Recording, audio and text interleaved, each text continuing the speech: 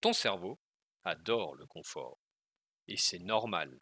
Pour lui, le confort, c'est synonyme de sécurité. Rester dans ton canapé, répéter les mêmes habitudes, suivre la même routine, tout ça donne à ton cerveau l'impression que tu es en sécurité. Mais il y a un problème. Ce qui est confortable ne te rend pas plus fort. Au contraire, le confort prolongé t'affaiblit. Pense à un muscle. Si tu ne l'utilises pas, il s'atrophie. C'est la même chose avec ton mental. Sans défi, sans inconfort, il s'endort et perd sa puissance.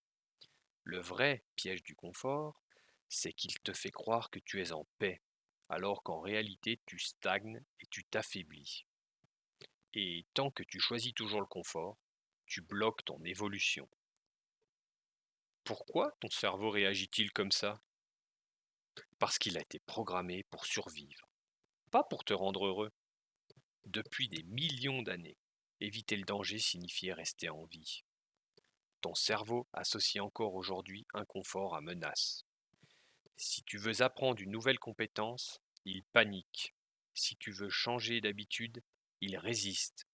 Si tu veux sortir de ta zone connue, il te trouve 1000 excuses pour rester où tu es. C'est un mécanisme de survie. Confort égale sécurité.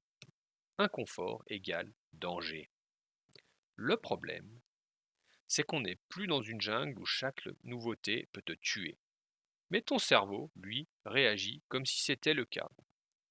En réalité, c'est l'inconfort qui t'aide à grandir. C'est ce qu'on appelle la loi de l'hormèse. Une petite dose de stress te rend plus fort. Exemple concret.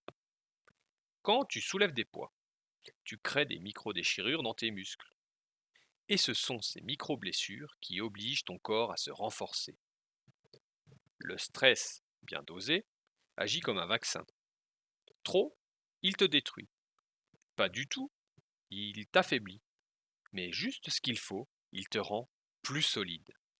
C'est pareil pour ton mental. Chaque fois que tu affrontes un inconfort mesuré, tu crées des connexions neuronales qui augmentent ta capacité à gérer les prochains défis. C'est ainsi que tu deviens antifragile.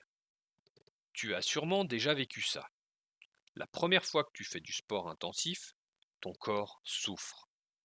Mais après quelques séances, tu te sens de mieux en mieux, tu deviens plus fort. La première fois que tu apprends une compétence difficile, c'est vraiment inconfortable. Mais une fois acquise, tu es fier et plus confiant.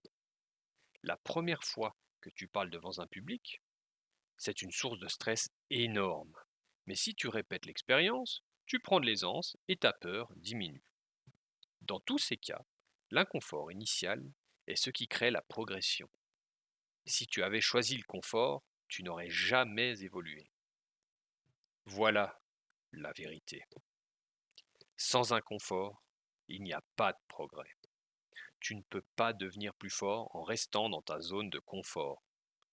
Ton cerveau essaiera toujours de t'y maintenir, parce qu'il croit que c'est le meilleur moyen de te protéger.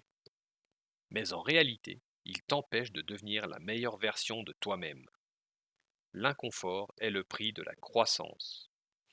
Et si tu veux développer un mental antifragile, tu dois apprendre à le chercher volontairement, à faire de l'inconfort non pas ton ennemi, mais ton allié. C'est dans l'inconfort que tu grandis, que tu t'élèves et que tu transformes ton esprit.